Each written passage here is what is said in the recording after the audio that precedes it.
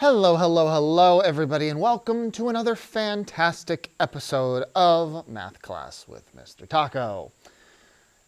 Today, decimal times decimal. Bum, bum, bum. We can handle it. We're okay. We're only going to the 10th place today, so do not fear, do not fret. You're going to need something to write on and something to write with. My general reminder that learning new math concepts or trying new math concepts for the first time is much easier if you have paper to make mistakes on, or paper to write down notes and scribble things, okay? Or a whiteboard to make mistakes on and write down notes and scribble things, okay? It's much harder to learn new math concepts only in your head. Once you've got it down on paper, then transferring it to mental math is a whole nother skill entirely. But trying to do two things at once is very challenging. So please have something to write on and something to write with today. Down here are the I cans. They say this. I will read them. I can explain how fractions and decimals can show equivalent values. And I can use an area model to multiply two numbers when both numbers include tenths. Now, again, our daily reminder with this one. Don't let the decimal point scare you. And what we're going to do first is we're going to draw on some knowledge we already know, which is multiplying fractions when both values have fractions in them. Because remember, a decimal point, or a digit to the right of the decimal point in our place value system, is the same thing as a fraction. Okay, all it is an equal piece of a whole unit. Okay, in this case, 5/10, which we can write as a fraction. Okay, any decimal can be written as a fraction. So if we have this multiplication unknown to start, 4 3/10 times 2 5/10. Before we get into the decimals here, we're going to rewrite this as fractions. 4 3/10 times 2 5/10. Okay, now we've made them two mixed numbers. We didn't change anything about the value. All we did is we wrote it a different way. It's like writing it in cursive instead of print, I guess, if you really want to think about it, right? It's still the same word. It just looks a little different, all right? Let's set up our area model, okay? And thinking about with each of these terms, they've got a whole number and a fractional value. So we're going to need a grand total of 4 partial products for this. Okay, take one of your terms, split it on top, 4 3/10. Take the other one, split it on the side, 2 5/10. Could I have put the 2 5/10 on top and the 4 3/10 on the side? Certainly. Doesn't change the outcome of our area model. All it's basically doing is taking our rectangle and turning it 90 degrees. Okay? And then use that area model format to find your partial products. 2 times 4 is 8. 2 times 3/10. Remember, tenths times a whole number are going to remain in tenths, and then we multiply our numerators. 2 times 3 is 6. Same thing as 3/10 plus 3/10. And then 4/10, or excuse me, 4 times 5/10, right? Staying as tenths, if you want to imagine there's a 1 in the denominator for a whole number, you can absolutely do that, right? And then multiply straight across. 1 times 10 is 10. 4 times 5 is 20. Some of you might have already picked up on we can do something with this 20/10, can't we? We'll come back to that. Now, 3/10 times 5/10. Okay, remember for this one, when we have a fraction times a fraction, I'm going to zoom in, we're going to multiply the numerators and multiply the denominators. Okay, 3 times 5 is 15. 10 times 10 is 100. Whoops, so we end up with 15 hundredths. Now, let's add them up and add them together. First, Did anybody pick up on what we can do with this 20 tenths to make our lives a little bit easier here?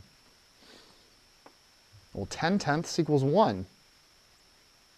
20 tenths must equal 2, because 10 plus 10. 10 tenths plus 10 tenths is 20 tenths. 1 plus 1 is 2. So let's make it a whole number to make our lives easier when we add it up. Now, we add the partial products. 8 plus 2 equals 10. And then 6 tenths plus 15 hundredths. Okay, in order to make this common denominators, we can add a 0 top and bottom. Same thing as multiplying by 10 tenths. So we end up with 60 hundredths plus 15 hundredths, which gives us 60 plus 15, 75 hundredths. So then we have 10 and 75 hundredths. Okay, could we reduce that fraction? Certainly, but we're going to put it to the side for now. Let's put our 10 and 75 hundredths to the side for now, and we're going to remember that because let's look at it in a decimal context.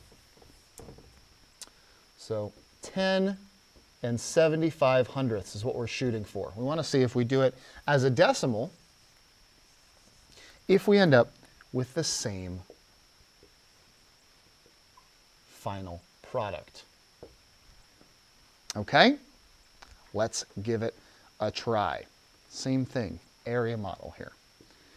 Remember, it doesn't change fraction to decimal. All we're doing is writing this equal division of 1 a little bit of a different way. So we have 4 and 3 tenths.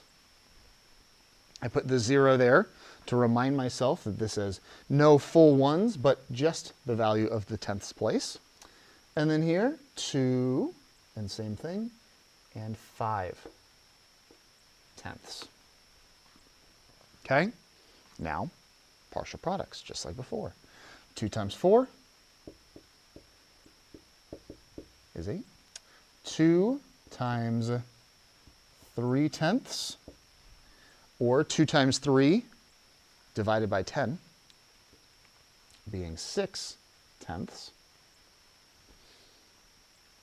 Okay, 4 times 5, and remember it's 5 tenths. We could even use our, let's times it by 10 and then divide by 10 at the end. So we have 4 times 5 is 20, and then we're going to move our decimal place back 1, making our 20 tenths, or 2. Okay? And then 5 tenths times 3 tenths. Okay? Remember with this one, right? Tenths times tenths up in fractions. We're going to end up with hundredths. So we end up with 5 times 3 is 15, and that 15 is going to be in hundredths. So 0 and 15 hundredths, right? Just like with fractions, tenths times tenths equals hundredths. If you end up with 15 tenths or 1 and 5 tenths, it's not going to be an accurate result. Okay, we want to make sure that our answer for any tenths times tenths multiplication is going to be in hundredths. It's going to end, the value is going to end in the hundredths place. Now, let's stack them and add them. 8 and 0 in the decimals, plus 6 tenths, plus 2 and 0 in the decimal, plus 0 and 15 hundredths. And I'm going to put zeros on top of all of these to remember that my hundredths place is its own place.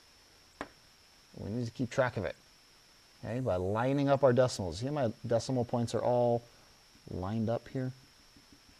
Separating the whole numbers from the divisions of a whole number.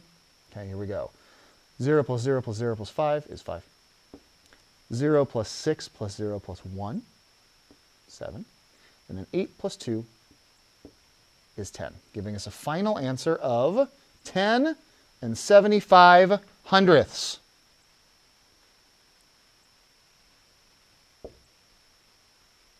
Ten and 75 hundredths. 10 and 75 hundredths. So that confirms to us that the calculation we're doing is working. Okay? The key here with this is to remember, just like with fractions, when you multiply a whole number times a group of tenths,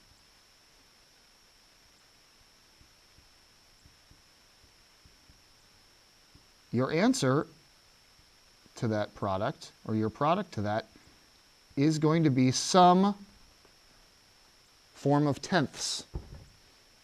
Okay? Similarly here, right? We had a whole number and tenths.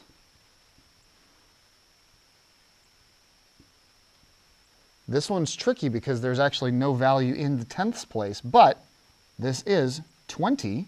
4 times 5 is 20 tenths. Zoom in here so we can see the decimal points, right? 4 times 5 equals 20, and a whole number times a tenth equals tenths. So we can really think about it as these are our numerators. 4 times 5 equals 20. And then our decimal point is showing what the values of those places are, like our denominators, showing the size of each piece. Okay, 4 times 5 tenths equals 20 tenths. Okay, now I will say this, if it makes more sense for your mathematical brain right now to, before you start, convert these to fractions. If you're like, oh, I got fraction multiplication down, but this decimal multiplication thing is freaking me out, that's okay. It's new. It's new. If it was easy the first time, then we'd do something harder, right? So I would highly recommend, if this is giving you a little bit of pause, to convert these to fractions first. Just like we did, do the area model, get your final product, then go back and try it again with it as decimals and see where your differences lie. See if you come up with the same final product, or if you come up with a different final product. Then you can go back and compare the two and go, wait a minute, what did I? Oh, I see. I did whole number times tenths equals hundredths here, and that changed my value, right? Do a little error analysis for yourself if you come up with a different result. If you come up with the same result, then great. Let me introduce the shortcut for this. So just like the last lesson on Tuesday, when we talked about before you start using our, not our multiples of 10, our exponents of 10, okay, or using our place value knowledge to make whole numbers, and then kind of undoing that stuff that we did at the beginning in order to get an accurate final answer. You can do that here as well. Remember, when you move a decimal point, or when the decimal point moves, and by when the decimal point moves, my decimal point fell off. I hope it's not stuck on the back of that board. That would be obnoxious. It is. I can see like a little, hold on, I can get it. I can get it. There you are. Ha-ha! Found it. It was trapped on the back of the other whiteboard. Okay. If you have something like 12 and 3 tenths, right? When you move the decimal point to the right, okay? Or if you want to think about it this way, you're moving the whole number one space to the left. You're multiplying by 10. So 12 and 3 tenths times 10 equals 123. Likewise, when you move the decimal point to the left, or if you want to think about it this way, moving your whole number one place to the right, that's dividing by 10. So 123 divided by 10 is 12 3/10. So what you can do, if you have a number like 12 3/10, is first, before you start multiplying it, you can multiply by 10 to kind of hide your decimal point and make this a whole number. And then at the end, after you've done all the multiplication and you have a final product, whatever your final product is, you have to move that decimal point back the same number of places in order to have an accurate final answer. Okay? So in the case of tenths times tenths, it might look like this. Say we had something like 1 8/10 times 2 3/10. Okay? First thing we're going to do, we're going to keep track of how many times we multiply by 10. Okay? In order to make these whole numbers. So then we can go, okay, now I'm just thinking about it like a 2-digit times a 2-digit whole number. We did this in 4th grade. This feels more familiar. Okay? So in order to get kind of hide this decimal point, we're going to move it one place, right? So this 1 8/10 becomes 18. So we've essentially multiplied by 10 here. So I'm going to make a note, one place to the right, is where we moved our decimal point. There it is up there. And then with 2 3/10, I'm going to move it another place. Zoop. To turn this 2 3/10 into 23 by multiplying it by 10. So now we've multiplied by 10 twice, or multiplied by 100. So because we moved our decimal point a total of 2 places, once we multiply 18 times 23 and get our final product, all we have to do to know what 1 8/10 times 2 3/10 is to move it, take our decimal point and move it back 2 places. So here's what that looks like. So, 18 times 23, okay, 10 times 20 is 200. 20 times 8, or 2 times 8, and then add a 0, 160. 10 times 3 is 30. And 3 times 8 is 24. Okay, now add them up. 200, 160, 30, and 24. Add them up. 6 plus 3 is 9, plus 2 is 11. And then 1 plus 2 plus 1 is 4. For a final product of 414. But remember, the first thing we did is we multiplied by 100. So we've got to divide this by 100. Or take our decimal point, which always lives to the right of the ones place. Even if there's no decimal, there's always a decimal point here. Sometimes we just don't have to write it in if there's no decimal value there.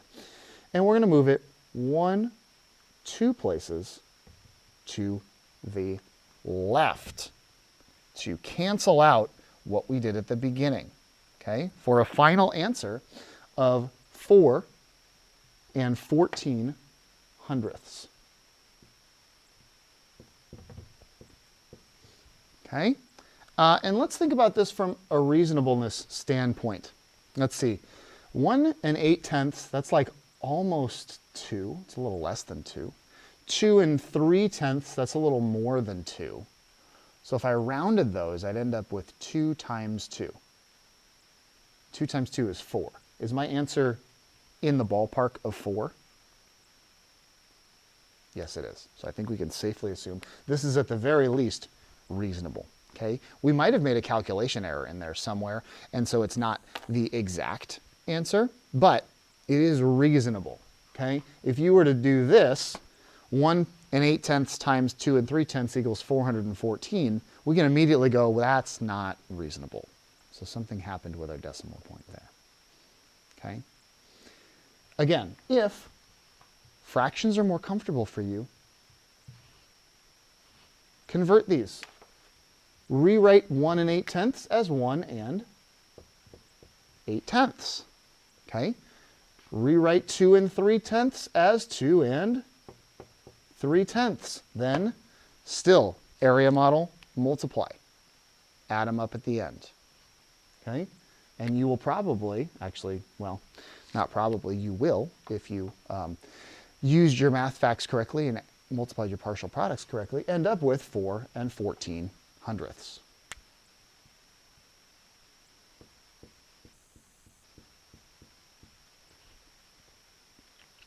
Okay? So, again, don't let the decimal point scare you.